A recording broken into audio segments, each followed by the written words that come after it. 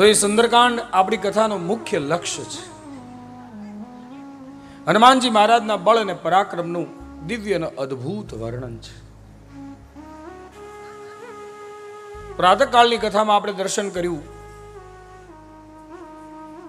વાલીએ ભગવાન શ્રી રામના હાથે મુક્તિને પ્રાપ્ત કરી છે.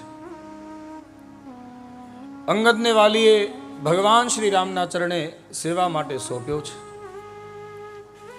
અગ્નિ સંસ્કાર આદિ કર્મ થયું. વાલીની પત્ની તારા ખૂબ રડી છે. પતિના મૃત્યુનો શોક થયો છે, પણ સતી નારી છે. એના લક્ષ્યમાં વાલી છે.